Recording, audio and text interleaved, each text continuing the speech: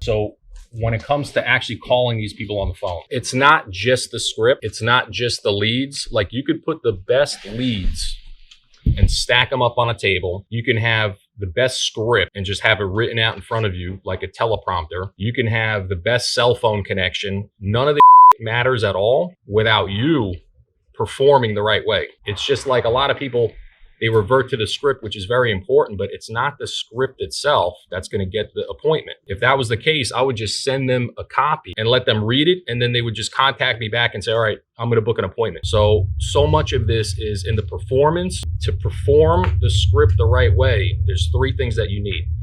Number one, you got to have empathy. You got to understand where people are coming from. You got to understand what it's like to be in their shoes. You got to understand like how they feel. The other thing you got to have is you got to have enthusiasm. Enthusiasm, this is an emotional business. Sales is a transfer of emotion. So enthusiasm. And the third thing is you got to be decently bold. Okay. And what it means to be decently bold is you can't be afraid, and you're being direct with them, and you're speaking in a voice and a tonality that has an authority to it. And then the mindset. Now, what I do to trick myself, because your mindset is so important. The mindset that I have is I don't think that these people contacted a third-party lead vendor and I just bought the leads. I don't have that in my mind. What I have in my mind, it's almost like these people directly contacted me. It's almost like I woke up in the morning, I opened up my email, and these people contacted me directly. So when I'm looking at my leads and I got my script, in my mind, I position it like these people just contacted me directly, and I bring that conviction and I bring that feeling into the phone call. So now when it comes to the actual pitch itself, on second chance leads, the pitch that I use is one that's kind of apologetic and one that kind of addresses the fact that this was a while ago that they requested this information, nothing recent. I would never call a 6-month-old lead or a year-old lead and say, hey, I'm just getting back to you because you recently reached out to me for information, because the people are going to just shut down and they're going to say, well, I didn't reach out to you recently. I don't know what you're talking about. So the pitch that I use when they answer the phone is, Bob, hey, Bob, how you been? It's Laz. I'm getting back to you.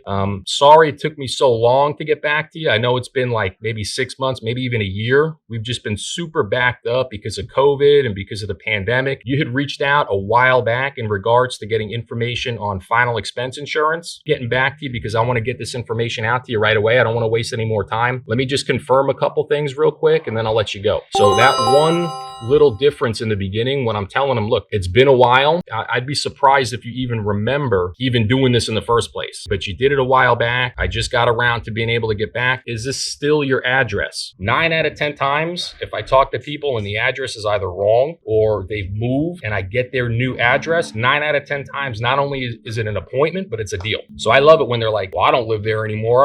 I haven't lived there in 3 years. Okay, great. What's your new address? Give me it real quick. Let me write this down. I get their new address. Or I confirm that that's their correct mailing address. All right, great. When you fill this out originally, you put your date of birth was 4/17/1964. Is that correct? Yeah, that's correct. All right, great. So look, my job is real simple. I'm a field underwriter. My job is just to get the information out to you. Just so you know, these are non-medical programs. So what that means is there's no blood test required. There's no doctor appointment. There's no physical. Matter of fact, you don't even have to leave your house. What we do instead is I come out to you, make sure I verify that you are who you are. So I'll show you my ID. You could verify me. I'll verify you. And then after that, what we do is we fill out some questionnaires to see what you're eligible for, if anything at all. It takes about 10-15 minutes. I'll show you what the prices are. Well, I can't afford anything, okay? Or I don't have the money right now, or now's not a good time. So I'll turn around, I'll tell them, I'll say, look, there's a lot of different price points. What this specializes in is we actually actively seek to help people that are either on a fixed income or lower to maximum middle income. Does that sound like you? Well, yeah, that sounds like me. Okay, great. That's perfect. So what I'm going to do is I'm actually dispatched in your area. I'm seeing 10 to 15 different families out there. Doesn't take long. Like I said, it takes maybe 10-15 minutes. I don't have that much time. I'm in your area today and tomorrow. I have nothing left today. I'm all booked up. But tomorrow I have a 9 o'clock. How does that sound for 10-15 minutes? And then I'll book that appointment. Now, with an instant internet life lead, they answer the phone and I'm being very loud and very commanding. So something that I realized that works for whatever reason is when you speak loud, you get a different reaction from these people when they answer the phone. If you're quiet and you're very monotone, you'll get another completely different reaction from these people. So when I'm loud, I actually picture myself, I'm talking on the phone, but I'm not talking just to the person on the phone. I want to be heard by like 10 people in the area. When I'm speaking that loud, when I say their name, John, on the other end, they're a little bit more yes, right? It's a they receive it differently than if I'm just like, how you doing? Is this John? I'm looking for John. No, it's then who's this? They all of a sudden it's like whoever has more conviction, either myself or the customer, has the advantage. So I never want to be weaker or more monotone or quieter than the customer is. So customer answers the phone right away. John, yes. John, how you been? It's Laz. I started saying how you been. I don't wait to find out how they've been. If I say how you been and I wait, well, I haven't been doing too good. I'm actually having a day, so I'm gonna have to hang up on you. So I'm not waiting, but I found when I say how you been, it really scrambles their brain because they're thinking, maybe I know this guy or something. It like works wonders. Okay? Fucking going on too much of a tangent. No. No, you don't think so? No, you're doing great. I think maybe I should just give him the pitch. Give him the pitch. All right.